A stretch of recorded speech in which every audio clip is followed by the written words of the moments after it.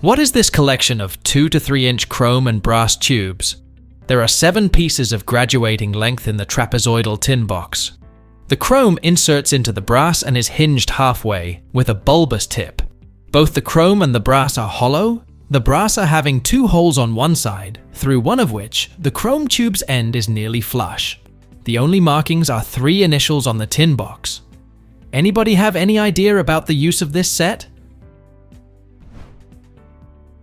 It's an O'Dwyer intubation set, a life-saving device used for intubating the larynx, or a voice box, of young diphtheria victims.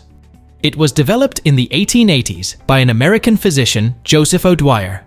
Diphtheria is a disease that causes false membranes to form in the trachea and bronchial tree that affects the upper respiratory tract. And there was no effective medical treatment, and the victims generally died from suffocation.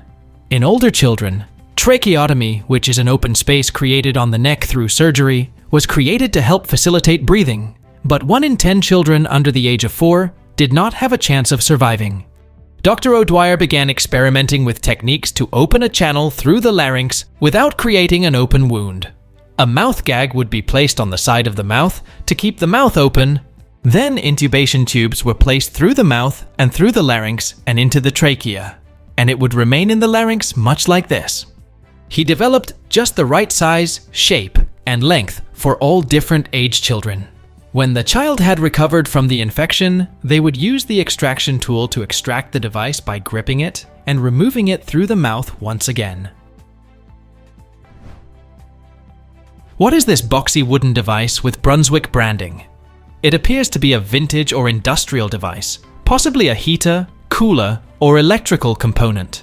It has a boxy structure with vent-like slits on the side, ribbed detailing on the front, and a compartment on top that may have housed some mechanical or electrical components. It has a worn, rusted appearance, suggesting it's quite old or has been used in a rugged environment. The overall design hints at mid-20th century industrial equipment. Do you know what it was used for? This is part of a 1945 Brunswick telescore, an old overhead projector when they would manually score bowling. It's missing quite a few components, and notice the brackets for the wings. It always blows my mind that in the midst of the war, people were still doing things like upgrading their bowling alleys because life had to keep being lived.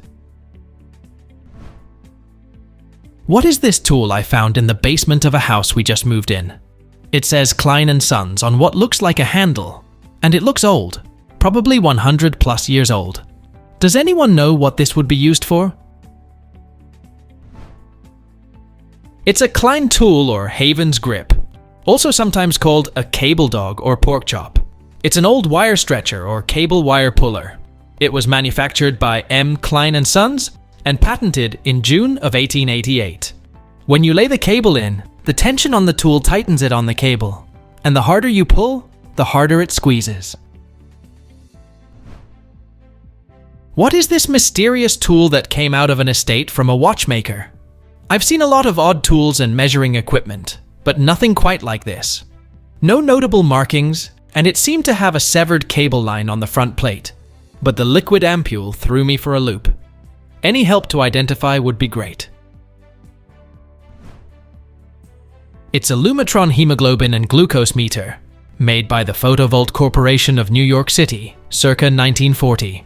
This device was used in routine health screening tests for diseases such as anemia, diabetes, and polycythemia vera, or blood cancer. It is a type of colorimeter, an instrument that measures how solutions absorb light waves. A urine sample would be used to test whether or not a patient had healthy levels of hemoglobin and glucose. What is this tool I found at an estate sale? It has a cast iron end with a wooden handle, and it says patented February 11th, 1919. Any information about it would be much appreciated. It's a Ludwig weed puller, for weeds like dandelions that have deep tap roots. It was patented on February 11th, 1919, by Louis H. Ludwig of Waukegan, Illinois. It's a simple and inexpensive device adapted to be conveniently handled and capable of being readily inserted into the ground alongside a weed, and it will loosen the soil and withdraw the said weed bodily from the ground when the device is withdrawn. I found these in my grandma's house in East Germany. They look like stamps and are sticky on the back as well, but I couldn't find stamps in this specific format. And also it reads 1.50 mark, which is way more than the usual price for a letter. I couldn't find stamps for parcels that looked anything like this too, so maybe there was a special use for these. Any ideas on what this could have been used for?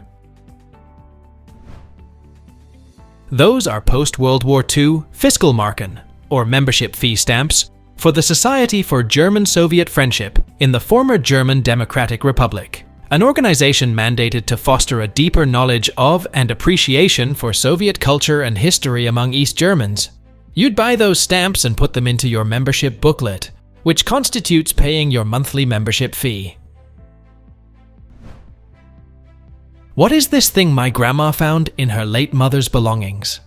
My grandma was looking through some of her mother's old belongings and found this wrapped up very tightly, as if it had some sentimental meaning. It looks like a belt buckle, possibly for a soldier's uniform. The two pieces fit together via a hook and loop, and it looks as if the writing is possibly Arabic. This could be from the World War I era, as it was wrapped up with a George V era silver discharge badge. Thanks for any help you can provide. It's a clasp made from a 5 kurush coin from the Ottoman Empire, specifically from a mint in Istanbul around 1878. The date is the accession date of Sultan Abdulhamid II, and the year is 1293 in the Islamic calendar. What a wonderful heirloom! I found this at my grandma's house after her passing. She didn't volunteer in the war, so we have no idea what this symbol means. Please help. It's for the World War II medical section of the US Civilian High School Victory Corps.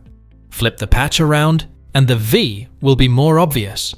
On September 25, 1942, upon the recommendation of the US War Manpower Commission, Commissioner of Education John W. Studebaker announced the launch of a nationwide initiative designed to mobilize secondary school students for more effective preparation and participation in wartime service. This voluntary organization aimed at the country's more than 6 million students attending some of its over 28,000 high schools was called the High School Victory Corps and was conceived to prepare young Americans for service in the armed forces tomorrow through learning in the classroom today. For their uniform, Victory Corps members were issued service caps embroidered with the Corps insignia and service patches indicating the focus of their wartime coursework. What is this antique with a flexible rod at the end found in a collection of antiques? I'm at a local history museum and the staff has no ideas. The end has a ring on a flexible rod and the body is firm with two deep stylized notches. The piece on the end is leather and somewhat supple rather than hardened leather, and the brass fittings on the body appear to exhibit stress from use. I'm thinking the ring at the end of the thin flexible rod must be strung to the notches or something else and pulled inward. The center fitting sits over a bored hole in the main body and is loose, most likely from use versus purpose. It's too pretty and clean for an animal trap, we're guessing. Perhaps the leather is designed to house something. Maybe to attach something with string to an item? Still a mystery. Do you have any ideas on what this could be? Please let us know in the comments. Thanks for watching. Let's make life fun.